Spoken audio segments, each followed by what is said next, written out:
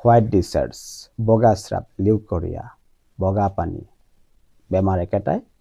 গতিকে বন্ধুসকল এই বেমাৰটো মহিলাসকলৰহে, বিশেষকৈ আজিকালি ছোৱালী অৰ্থাৎ 15 বছৰৰ তলৰ ছোৱালীৰ ক্ষেত্ৰতো এনেকুৱা সমস্যা হোৱা দেখা যায়। এই বেমাৰটো যোনজনী মহিলা বা যোনজনী ছোৱালীৰ হয় চাব তেওঁলোকৰ কঁকালৰ বিষ, ভৰিৰ বিষ, তেওঁলোকৰ স্কিনৰ সমস্যা, চুলিৰ সমস্যা, চকুৰ তলত ক'লা দাগ পৰে আৰু তেওঁলোকৰ বডিৰ শক্তি কম থাকে।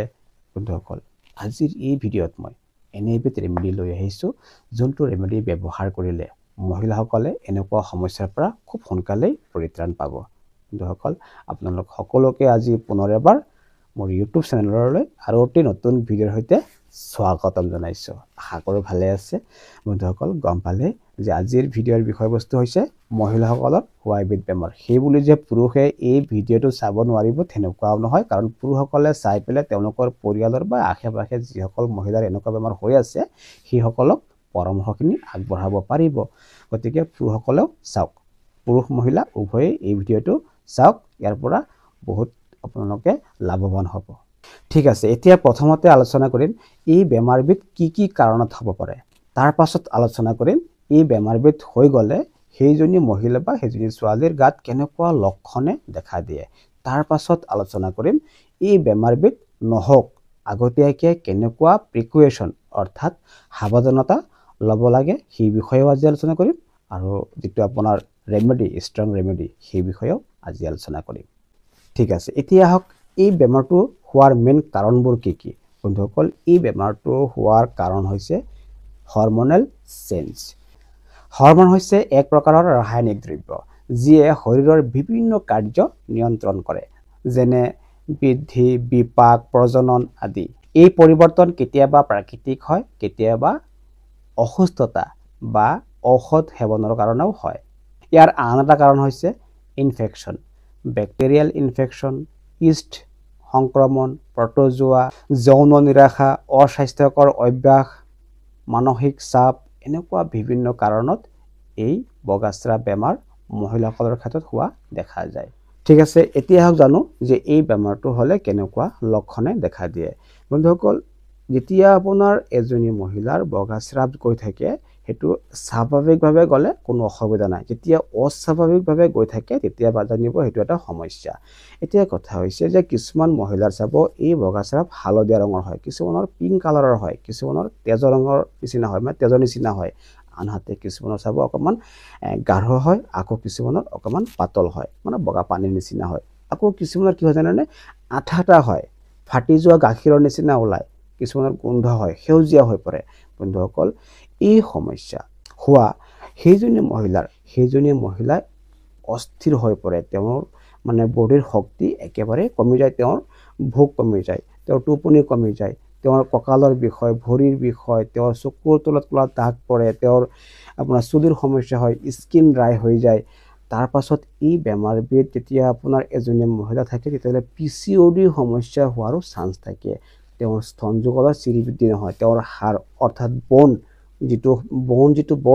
ষ্ট্ৰেংথ, হাড়ৰ যিটো শক্তি সেইটোও কমি যায়। এই বেমাৰ হোৱা মহিলাসকল চাব যোনিৰ চাৰিওফালে খজুৱাই আৰু তাত অস্বাভাৱিক এটা বিষ হয়, পেচাব কৰোঁতে জ্বলন পূৰণ হয়, এনেকুৱা এভৰি সমস্যাৰ সৃষ্টি হয় এই বগাস্ৰাৱ বেমাৰ হ'লে। এতিয়া আহক জানো মহিলাসকলৰ এই বেমাৰটো নহওক তাৰ কাৰণে কেনেকুৱা প্ৰিকুৱেশ্যন অৱলম্বন কৰিব লাগে।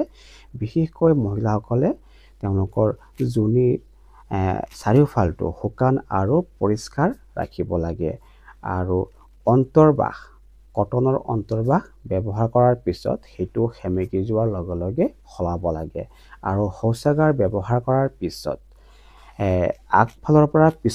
আগৰ পৰা পিছলৈ মচিব লাগে, যাতে বেক্টেৰিয়া যোনিত প্ৰৱেশ কৰিব নোৱাৰে। তাৰোপৰিও যোনিৰ চাৰিওফালে কোনো ধৰণৰ স্প্ৰে বা তেনেকুৱা গোন্ধযুক্ত চাবোন বা তেনেকুৱা চেম্পু, সুগন্ধি দ্ৰব্য এইবিলাক ব্যৱহাৰ কৰিব নালাগে। তাৰোপৰি কঠোৰ ৰাসায়নিক পদাৰ্থ থকা প্ৰডাক্ট ব্যৱহাৰ কৰিব নালাগে। প্ৰচুৰ পৰিমাণে পানী খাব লাগে, vitamin C, vitamin E, zinc জাতীয় খাদ্য বেছিকৈ খাব লাগে, শাক পাচলি, ফল মূল বেছি খাব লাগে, চুগাৰী বা প্ৰচেছড খাদ্যবোৰ পৰাপক্ষত কমকৈ খাব লাগে। ঠিক আছে, আহক এতিয়া আমি ৰেমেডিটো বনাই লওঁ। এই ৰেমেডিটো বনাবলৈ আপোনালোকক যিকেইটা বস্তুৰ প্ৰয়োজন হ'ব মই কৈ গৈ আছোঁ, আপোনালোকে নোট কৰি ল'ব। ইয়াৰ বাবে আপোনাক লাগিব ইলাচি, ঠিক আছে। তাৰ পাছত আপোনাক লাগিব জিৰা গুটিটো, আপোনাৰ ধনিয়া গুটি, আপোনাৰ চব গুটি আৰু মেথি গুটি। এইকেইটা বস্তু আপুনি কিনি আনি ঘৰত ৰাখক। এতিয়া কি কৰিব, আপোনাৰ এই যে জিৰা গুটি, ধনিয়া গুটি, চব গুটি আৰু মেথি গুটি এইকেইটা বস্তু ভালকৈ চাফা কৰি লওক। চাফা কৰি লৈ এইকেইটা বস্তু পৃথকে পৃথকে অৰ্থাৎ ভাগে ভাগে আপুনি ভাজক। কেৰাহী এটাত ভাজি লওক। এনেকুৱাকৈ ভাজিব যাতে আপুনি খাব পৰাকৈ ভাজিব। আৰু এইকেইটা বস্তু একেলগত দি পেলাই নাভাজিব, কাৰণ যদি আপুনি জিৰা আৰু মেথি একেলগত ভাজে তেতিয়াহ'লে জিৰাখিনি সোনকালে ভাজা হৈ যাব, কিন্তু মেথিকেইটা থাকি যাব। যদি আপুনি মেথিটো তেনেকৈ ভাজিবলৈ যায় তেতিয়াহ'লে জিৰা পুৰি যাব। সেইকাৰণে একেলগত নাভাজি পেলাই আপোনালোকে এইটো পৃথকে পৃথকে ভাজি ল'ব। ভাজি লৈ পেলাই একেলগতে মিক্সাৰ এটাত দি পেলাই আপুনি গুড়ি কৰি ল'ব, একদম পাউডাৰ টাইপ বনাই ল'ব। লৈ পেলাই সেইটো আপোনালোকে এটা এয়াৰটাইট পাত্ৰত সংগ্ৰহ কৰিব। আপোনালোকৰ ৰেমেডি তৈয়াৰ হৈ গ'ল। এতিয়া ইয়াৰ ব্যৱহাৰটো কেনেকৈ কৰিব সেই বিষয়ে অকণমান কওঁ, শুনক।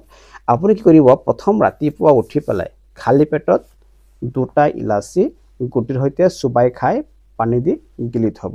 যদি আপুনি চুবাই খাব নোৱাৰে, এনেকুৱা বহুতো মহিলা আছে বা বহুত তেনেকুৱা ছোৱালী আছে যে আপোনাৰ ইলাচি চুবাই খাব নোৱাৰিব, তেওঁলোকে সেই ইলাচিখিনি গুড়ি কৰি ল'ব। লৈ পেলাই 2টা ইলাচিৰ গুড়ি কৰিলে যিমানখিনি হ'ব সিমানখিনি গুড়ি ৰাতিপুৱা খালী পেটত এগিলাচ পানী দি খাই দিব।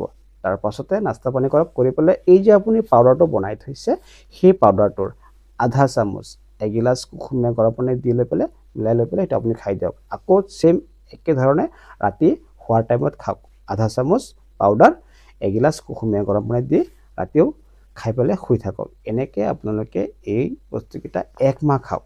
আপুনি চাব আপোনালোকৰ এই সমস্যা অতি শীঘ্ৰেই নাইকিয়া হৈ গৈছে, ঠিক আছে। এতিয়া 15 বছৰ তলৰ যিসকল ছোৱালীৰ এনেকুৱা সমস্যা হৈ আছে তেওঁলোকৰ কাৰণে ৰেমেডি এটা বনাব, কিন্তু এই যে মই ক'লোঁ যে আপোনাৰ ইলাচি 2টা ইলাচি তেওঁলোকে খাবই লাগিব।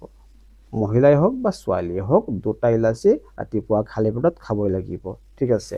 তাৰ পাছত এই ছোৱালীসকলৰ কাৰণে 15 বছৰৰ তলৰ ছোৱালীসকলৰ কাৰণে এইবিধ ৰেমেডি আপোনালোকে বনাব পাৰে। তাৰ কাৰণে লাগিব আপোনাক ধনিয়া গুটি। আপুনি 100 গ্ৰাম পৰিমাণ মই শিকাই দিছোঁ, 100 গ্ৰাম পৰিমাণ ধনিয়া গুটি আপুনি আনিব। আনি পেলাই চাফা কৰি লৈ পেলাই সেই একেধৰণে ভাজি ল'ব। লৈ পেলাই সেইটো আপোনালোকে গুড়ি কৰি পেলাব।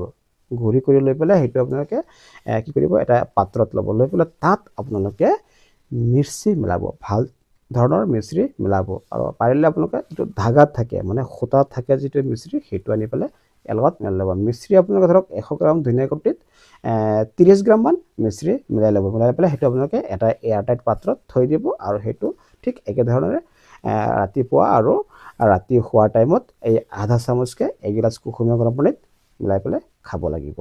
এনেকৈ এই ছোৱালীসকলে যদি খায় তেওঁলোকৰো এই সমস্যাটো বহুতখিনি কমি আহিব আৰু খুব সোনকালে ইয়াৰ পৰা আৰোগ্য লাভ কৰিব। বন্ধুসকল, এটা কথা কৈছোঁ যে যদি আপোনালোকে ভাবিছে যে এই ৰেমেডিটো ব্যৱহাৰ কৰি সম্পূৰ্ণ আৰোগ্য হ'ব, সেইটো নহয়। আপোনালোকে এইটো ব্যৱহাৰ কৰক। যিটো ভুগি আছে, যিটো সমস্যাত ভুগি আছে বা তাৰ কাৰণে আপোনালোকে বিভিন্ন ধৰণৰ ট্ৰিটমেণ্ট কৰিছে, কৰাৰ পাছতো আপোনালোকৰ একেটাই সমস্যা হৈ আছে, তেতিয়াহ'লে মই ক'ম যে আপোনালোকে এইটো ট্ৰাই কৰক। আপোনালোকে 100% ৰিজাল্ট পাব।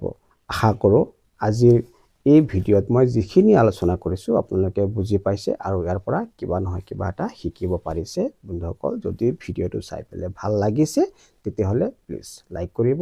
আৰু যদি আপুনি মোৰ চেনেলত আজি প্ৰথম ভিডিঅ' চাই আছে তেতিয়াহ'লে মোৰ চেনেলটো ছাবস্ক্ৰাইব কৰি ল'ব। লগতে বেল আইকনটো দবাই থ'ব যাতে পৰৱৰ্তী ভিডিঅ' নটিফিকেশ্যন পোনপ্ৰথমতে আপুনি পায়। বন্ধুসকল, যদি ভাবে যে আনেও উপকৃত হওক তেতিয়াহ'লে মানৱতাৰ খাতিৰত ভিডিঅ'টো শ্বেয়াৰ কৰি দিব। বন্ধুসকল, সুখত থাকক, শান্তিৰে থাকক। সদায় পৰ্যাপ্ত পৰিমাণে পানী খাব, কমেও 1-1.5 ঘণ্টা ব্যায়াম কৰিব। আকৌ লগ পাম নতুন ভিডিঅ'ত, নতুন টপিকছত। তেতিয়ালৈকে মোক আহিব দিয়ক। ধন্যবাদ।